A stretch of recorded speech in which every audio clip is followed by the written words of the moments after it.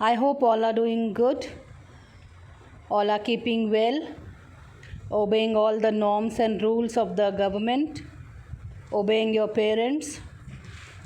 Be good children, and whatever lessons are going on, please go through them, pay attention, and surely you are going to be blessed, and you will profit from all the explanation, all the lessons that are uploaded. So today we will start with Political Science, Chapter 1, Power Sharing. The whole book of Political Science deals with power sharing, and in the entire book, different chapters are going to cover sharing of power. So, power sharing is one of the very important component of a democratic government. In other words, wherever democracy is there, as you know, the simplest definition of democracy is a government by the people, of the people, and for the people. So, democracy stresses or democracy describes power sharing as a very important component, right? So, we are going to learn this chapter. The chapter deals with a case study in which there are two countries, and these two countries we will see how they are sharing the power. One country with a positive aspect, one country with a negative aspect. Yes. So, there are two countries as I have mentioned. The first country is Belgium and the second country is Sri Lanka. You know that Belgium is one of the European countries, a small country in Europe, and Sri Lanka is one of our neighboring island countries to the south of India. Yes, so we are going to start with the case study of Belgium and Sri Lanka. Now, ethnic composition of Belgium and Sri Lanka. Now, what is ethnic? Ethnic meaning a social division based on shared culture. A social division based on shared culture. Different people live in a country, they share a common culture. At one place they are different, at another place they are same or similar. So people share a common culture. It is called as ethnic. So ethnic composition of Belgium. So Belgium is a small country in Europe, as I have told you. It has more than 1 crore population, and of the country's total population, 59% people live in Flemish region. Now Flemish is like in India we call a state. In the same manner, Flemish is a region. So 59% of the total population of Belgium live in Flemish region and speak Dutch language. Which language? Dutch language. 40% of the people live in Wallonia region and speak French. So there are two regions we have done. First region, Flemish region, 59% population speaking Dutch language. 40% people live in Wallonia and speak French language. 1% Belgians speak German. Now, in the capital city, the capital of Belgium is Brussels. The capital of Belgium is Brussels. So in the capital city Brussels, 80% of the people speak French and 20% of the people speak Dutch. Now there is a point to be noted here. Dutch speaking are a majority in the entire country, but they are a minority in the capital. French speaking is a minority in the entire country, but a majority in the capital. What is the capital of France? Brussels. It is, I beg your pardon, the capital of Belgium is Brussels. French speaking are how many percent? 80%, and 20% are Dutch speaking. Okay, the minority French speaking was rich and powerful. Now, where are the French speaking minority? The French speaking are minority in the entire country. Yes, but the French speaking who are a minority in this entire country are rich and powerful. That means The Dutch speaking are poor and they are less powerful. This led to a tension between the two communities. Which two communities? We are talking about Dutch speaking and French speaking. Should I repeat? Dutch speaking are majority in the entire country but minority in the capital city of Brussels. French speaking are minority in the entire country but majority in the capital Brussels. Yes? So this led to a tension between the two communities. Then the government of Belgium took certain measures so that the tension between the two communities can be reduced, so that there is no situation like war-like situation which is created among the two communities. So the government of Belgium amended means changed. The government of Belgium amended their constitution how many times? 4 times, to adjust the Dutch speaking as well as the French speaking and also 1% German speaking. Now, this adjustment made by the government of Belgium, what is this adjustment? They amended the constitution how many times? 4 times. This is called accommodation. What is it called? Accommodation in Belgium. What is accommodation? Adjustments in this sense, adjustments. So accommodation in Belgium, or it is also called as a Belgian model of accommodation. Please pay attention to this. This part is important, right? So what is the Belgian model of accommodation? The constitution said that the number of Dutch and the French speaking ministers shall be equal in the central government. So, there is a central government and the number of Dutch speaking ministers and French speaking ministers shall be equal. What is this meaning? The number of the Dutch speaking are majority but the French speaking are minority in the country. So to adjust them, the number of ministers shall be equal. Second, many powers of the central government were taken and given to state government. That means, what is the first government? Central government, in which the number of French speaking and Dutch speaking ministers are equal. In spite, the number is different. Secondly, the powers will be taken or are taken from the central government and given to the state government. Third, Brussels. Now what was Brussels?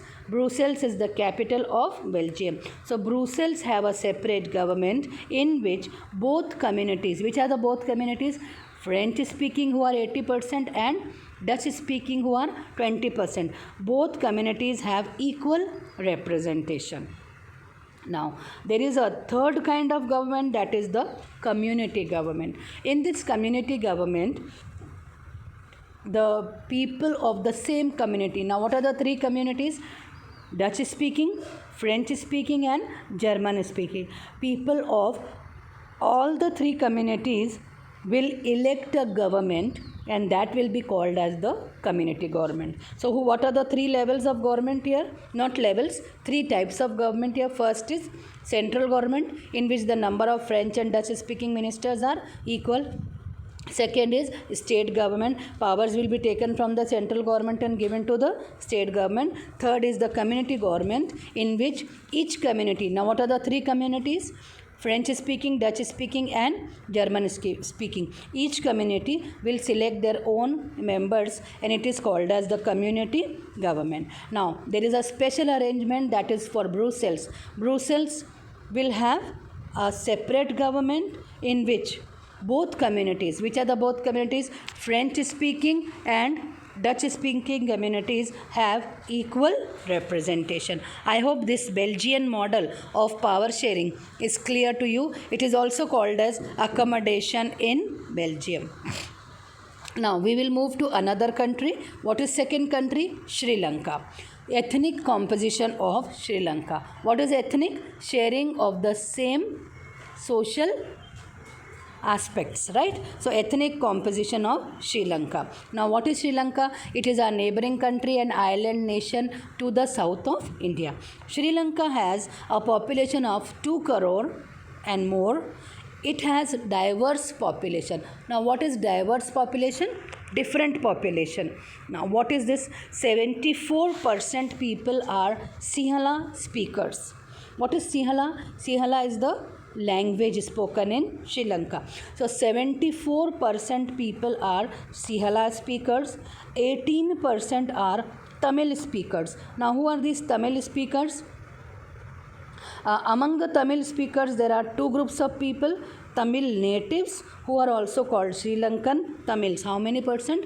13%. And Indian Tamils, who are 5%, whose forefathers came to Sri Lanka as plantation workers. So this is the ethnic composition of Sri Lanka. I repeat, 74% are Sinhala speakers, 18% are Tamil speakers.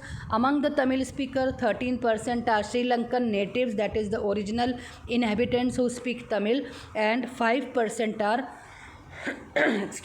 Indian Tamils whose forefathers have come to Sri Lanka to work in the plantation. Now, what happened in Sri Lanka? What happened in Belgium is totally different to what happened in Sri Lanka. We have seen the government of Belgium has adopted accommodation. Yes, while the government of Sri Lanka is adopting a new concept, and that new concept is called majoritarianism. Yes, majoritarianism. By the force of the number of people, the government will be made. Yes, so majoritarianism in Sri Lanka. Now, how is this majoritarianism set up in Sri Lanka? In 1956, the government of Sri Lanka passed an act. Yes, according to this act was passed to recognize Sinhala. Sinhala is what? The language. Sinhala as the only official language of Sri Lanka, disregarding Tamil. Disregarding Tamils. So, in 1956, the government of Sri Lanka said and recognized Sinhala to be their official language, disregarding Tamil language, which was spoken by the Tamils. Second, the government of Sri Lanka followed preferential policies. Speak together. Preferential policies. What is preferential? Giving preference to something, right? So the government followed a preferential policy that favored Sinhala applicants, Sinhala people, in getting admissions in the universities and in the government jobs. Third, Buddhism was adopted to be the official religion of Sri Lanka. In spite that, there were Muslims, there were Hindus, and there were also Christians. In spite of them, that or disregarding their feelings, the government of Sri Lanka adopted Buddhism as the official religion of Sri Lanka. Yes, so this is called as the three measures taken by the government of Sri Lanka in terms of majoritarianism. Now, what is this? Because 74% people are Sinhala speakers, so they are in majority. Keeping that in mind, the government adopted majoritarian efforts or measures to control the people in Sri Lanka. Now, all these policies which were made by the Sri Lankan government, which is called majoritarianism, increased a feeling of alienation. What is alienation? A feeling that divide people from each other. Definitely, one community is happy and one community is not happy. Which community was happy in Sri Lanka? Sinhalas. But Tamils were not happy. Yes, so it created a feeling of alienation among the people, that is the Tamils, and this led to a civil war in Sri Lanka. What happened in Belgium? There was peace in Belgium because the government of Belgium adopted accommodation. While in Sri Lanka, the government of Sri Lanka adopted majoritarianism. The result is a civil war broke out between whom? Definitely between the Sinhalas and the Tamils. Between the Sinhalas and the Tamils. So, I hope you have understood up till now power sharing in Sri Lanka and Belgium. In Belgium, there is accommodation. In Sri Lanka, there is majoritarianism. Where was peace? In Belgium, there is peace. In Sri Lanka, there is civil war. So, if you ask that why power sharing is desirable, why do we need power sharing, what is the importance of power sharing, or why should we have power sharing? So why power sharing is desirable? Now there are two reasons why power sharing is desirable. First, power sharing is good because it helps to reduce conflict between the social groups. What we have seen in Belgium, the Dutch are in majority throughout the country. The French are in minority throughout the country. The French are in majority in the capital but minority in the country. In spite of that, the government made accommodation and they settled and lived peacefully in Belgium. So first, power sharing is good because it helps to reduce conflict. Conflict meaning any type of fights or wars between social groups, and this is called as prudential reason. This is called as prudential reason. Yes, so prudential reason is based on the calculations of gains and losses. Matlab give and take, right? The government adjusted. See, the French speaking are 80% in the capital Brussels. They adjusted with the Dutch speaking because the Dutch speaking, who are a majority, adjusted with the French speaking. This is based on the calculations of gains. Gains matlab getting something, gains and losses. This is called prudential reason, right? So there are two sets of power sharing. First is prudential reason. The second is moral reason. I have started the lesson, I told that the main feature of a democracy is power sharing. That means a country which is a democracy should have sharing of power. Meaning, if a country does not share its power, it cannot be called as a democracy. So second, power sharing is the very spirit of democracy. This is called as the moral reason, right? This is important part, please pay attention. Now, forms of power sharing. How do we share power? Power is shared among different organs of the government. In India, how do we share powers? Power is shared among different organs of the government. If I ask you, what are the three organs of the government? So, executive, legislature and judiciary. Yes, everybody knows legislature, executive and judiciary. So power is shared among different organs of the government. Now remember, they are on the same level. They are on the same level. This is called as horizontal distribution of power sharing. Yes, if you just check with your hand direction, horizontal direction. Yes, power is shared between who? Legislature, executive and judiciary. It is called as horizontal power sharing. Now it is also called as a system of checks and balances. All right, this is also called as a system of checks and balances. You know what happens? If executive wants to become all powerful, it will be checked by legislature. If legislature wants to become all powerful, it will be checked by executive or judiciary, and judiciary controls the legislature and the executive. This is called as a system of checks and balances, right? So first form of power sharing, power is shared between three organs of the government. It is called horizontal power sharing between legislature, executive and judiciary. It is called as a system of checks and balances. Now second, what is the second form of power sharing? Power is shared among government at different levels. Government at different levels. Now what are the three levels of the government? Central government, state government and local self-government, right? What are the three levels of the government? Central government, state government and local self-government. This is called as vertical power sharing.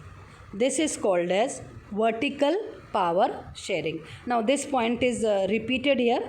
You can delete this point, right? So this is called as the vertical power sharing. Okay. Now third, power is shared among different social groups. Right? What is the first part? Power is shared among government, different organs of the government, that is the executive, legislature and the judiciary. It is called horizontal power sharing, a system of checks and balances, right? Second, power is shared among different levels of the government. What are the three levels of the government? Central government, state government and local self government, right? Third, power is shared among different social groups. Now what are these different social groups? Weaker sections, that is the STs, SCs and the other backward classes, including women. Yes, power is shared among different social groups, which include weaker sections, all that is the ST, SCs and OBCs, as well as the women.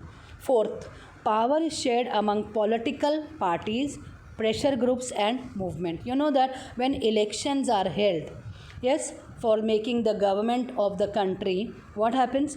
Elections are held. In this election, who contest the election?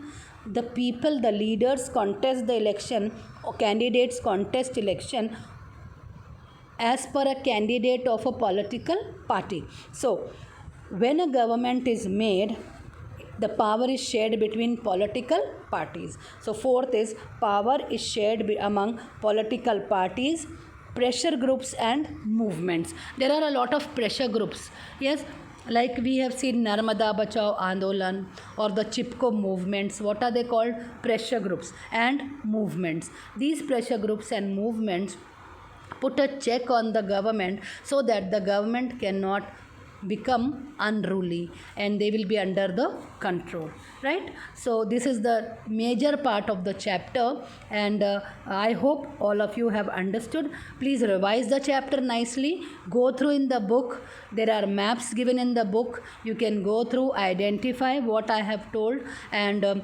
revise these portions nicely.